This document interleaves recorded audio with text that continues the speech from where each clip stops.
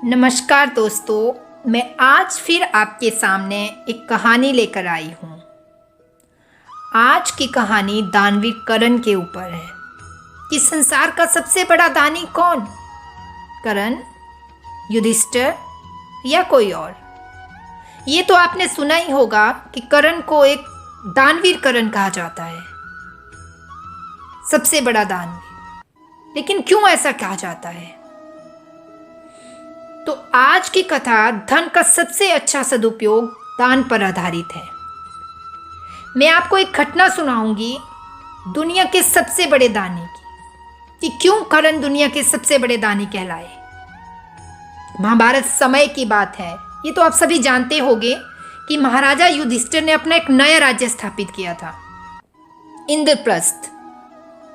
युधिष्ठिर सत्य के ऊपर चलने वाले एक आदर्श राजा के रूप में जाने जाते, बहुत दान करते थे। जो सामने आ जाए, जो मांगे, महाराज युधिष्ठिर के दरबार से कभी कोई खाली नहीं जाता था। धीरे धीरे महाराज का यश और कीर्ति, प्रसिद्धि चारों तरफ फैलने लगी। ये तो आपको पता ही है, जैसे जैसे अच्छाई बढ़ती है वैसे वैसे साथ में बुराई भी चलती है। युधिष्ठिर के दरबारी भी इसी गुणगान में लगे रहते हैं।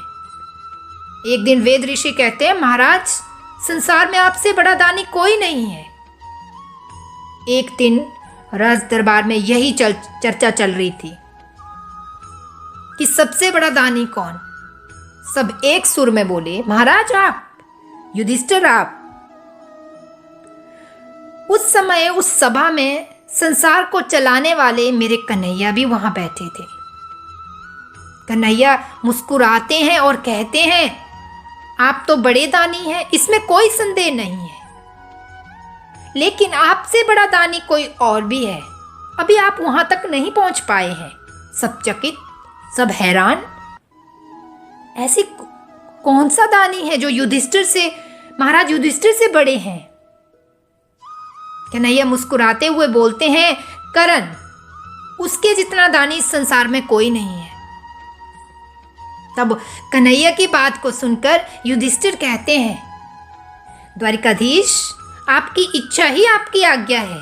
आप जो कहते हैं वो अच्छा ही होगा, लेकिन मुझे नहीं लगता कि दान करने में मैं करण से कम हूं। कन्हैया मुस्कुराते हैं और कहते हैं कि धैर्य रखें युधिष्ठिर महाराज, धैर्य रखें। दुनिया में हर बात की परीक्षा होती है। जब आपके दान और करण के दान की परीक्षा होगी, तब ये पता चल जाएगा, और वो ये समय आ ही जाएगा कि कौन सबसे बड़ा दानी, करण या युधिष्ठिर। ऐसा ही हुआ। परीक्षा का समय आ ही गया। कुछ दिन बाद राज्य में मूसलाधार बारिश हुई। सब तरफ पानी पानी हो गया, जंगल भीग गए, खाने को कुछ नहीं रहा। उसी बारिश के दौरान युधिष्ठिर अपने दरबार में बैठे थे। तभी अचानक एक साधु का आगमन हुआ। महाराज युधिष्ठिर ने खड़े होकर प्रणाम किया और बोले, प्रभु, क्या प्रयोजन है? मैं किस तरह से आपकी सेवा कर सकता हूँ? साधु तो ठहरे साधु। साधु ने कहा, राजा, तुम मुझे क्या दोगे? मैं तो संसार के मोह से बहुत ऊपर उठ गया हूँ, पर एक यज्ञ करना चाहता हूँ। जंगल में मेरी कुटिया है, पर उस यज्ञ के लिए चंदन की लकड़ी चाहिए, और इस समय बहुत बारिश हो रही है, कहीं भी चंदन की लकड़ियों का प्रबंध नहीं हो रहा है।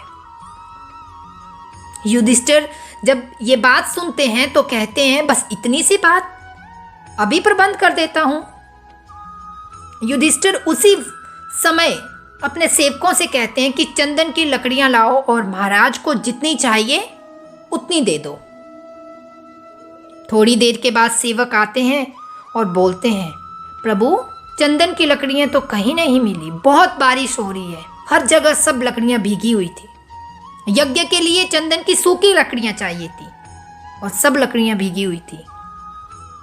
महाराज के चेहरे पर चिंता की रेखा आ जाती है कि ऐसा कभी नहीं हुआ कि जो किसी ने मांगा हो और महाराज युधिष्ठिर उसको दे ना पाए हो। तब युधिष्ठिर कहते हैं कि महल में जो अपने प्रयोग के लिए चंदन की लकड़ियां रखी है वो दे दो। थोड़ी देर के बाद सेवक फिर आते हैं और पता चलता है कि वो भी खत्म हो गई है। तो महाराज युधिष्ठिर ने कहा, महाराज मैं आपसे क्षमा चाहता हूं, आपको जो चाहिए था वो मैं आपको नहीं दे पाया, मैं न चंदन की लकड़ियां आपको नहीं दे पाया। तो साधु ने कहा कोई बात नहीं। तब मेरे कन्हैया बोलते हैं, सुनिए, इनसे बड़ा दानी थोड़ा आगे रहता है, एक बार उनसे मिल लीजिए, क्या पता आपकी इच्छा पूरी हो जाए। उसका नाम है करण।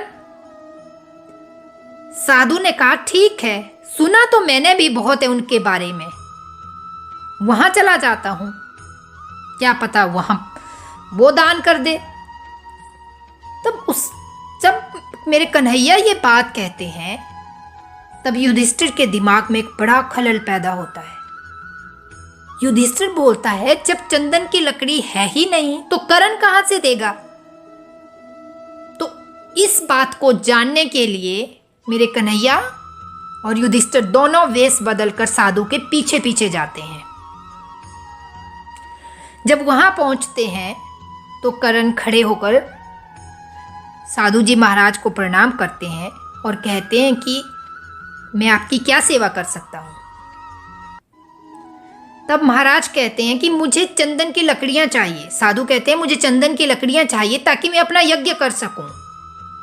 ठीक करण भी युधिष्ठिर की तरह अपने सेवकों से कहते हैं कि चंदन की लकड़ियां लाओ और साधु जी महाराज को दे दो। सेवक ठीक वैसे ही जाते हैं और खाली हाथ लौट आते हैं। सेवक यही कहते हैं कि महाराज जंगल में बारिश हो रही है, यानी लकड़ियां नहीं हैं। ठीक वैसे ही हुआ जैसे युधिष्ठिर के साथ हुआ था। फिर साधु कहते हैं ठीक है महाराज, यहां से भी खाली हाथ लौट जाता हूं। करण मुस्कुराते हुए कहते हैं, करण के द्वार से कोई खाली हाथ लौट जाए ये संभव नहीं, दिन निकलना भूल जाए ये संभव है, लेकिन यहां से खाली हाथ लौट जाए ये संभव नहीं। आपके लिए महाराज इस पृथ्वी में एक भी अगर चंदन की लकड़ी सूखी होगी तो करण उसको आपको ला के देगा। तब करण के दिमाग में एक बात आई। करण ने अपने सेवकों से कहा कि मेरे और महारानी, जहां मैं और महारानी जिस कक्ष में सोते हैं उस कक्ष के खंभे और छत चंदन की लकड़ी के बने हुए हैं। मैं रोज देखता हूं और उनकी सुगंध अनुभव करता हूं। तो मैं आपको आज्ञा देता हूं कि मेरे शयन कक्ष को तोड़ दिया जाए और जो लकड़ियां महाराज को चाहिए और जितनी चाहिए उतनी महाराज साधु महाराज को अर्पित की जाए ताकि ये अपना यज्ञ पूरा कर सके। ठीक वैसे ही हुआ। करण के शयन कक्ष को तोड़ दिया गया, ध्वस्त कर दिया गया और वो लकड़ियां साधु को समर्पित की गई। पास में खड़े मेरे कन्हैया मुस्कुराते हुए युधिष्ठिर की तरफ देखकर कहते हैं, चंदन की लकड़ियां महल के द्वार तो आपके भी बने हुए हैं, आपके महल और द्वार में भी चंदन की लकड़ियां लगी हुई हैं, पर आपकी दृष्टि वहां तक नहीं गई। वो मन जो दानवीर करण के पास है वो मन आपके पास नहीं था। युधिष्ठिर ये सब देखकर निशब्द हो जाते हैं और वो कन्हैया से क्षमा याचना करते हैं और उसी समय करण को संसार के सबसे बड़े दानी के रूप में उसकी घोषणा करते हैं कि करण को संसार के सबसे बड़े दानी के रूप में जाना जाएगा। तो इस कथा का क्या सार निकलता है? इस कथा का ये सार निकलता है दोस्तों, अक्सर लोग अपने घरों में काम ना आने वाली चीज़ों को दान कर देते हैं, दूसरों को दे देते हैं और बहुत बड़े दानी बन जाते हैं, लेकिन वो कोई दान नहीं है। दान तो वो है जिसकी लोगों को ज़रूरत है और जिस वस्तु की आपको भी ज़रूरत है। तो अपनी ज़रूरत को छोड़कर जब आप दूसरों की ज़रूरत को पूरा करते हैं तब आप दानी कहलाएंगे। जब आप अपनी सुविधा को असुविधा में बदल कर दान करेंगे तब आप दानी कहलाएंगे। तो दोस्तों, ये थी मेरी आज की कहानी, सबसे बड़ा दानी कौन। अगर आपको मेरी कहानी अच्छी लगी हो तो प्लीज़ मेरे वीडियो के नीचे लाइक करें, कमेंट करें, शेयर करें और साथ में मेरे चैनल को सब्सक्राइब करें। धन्यवाद।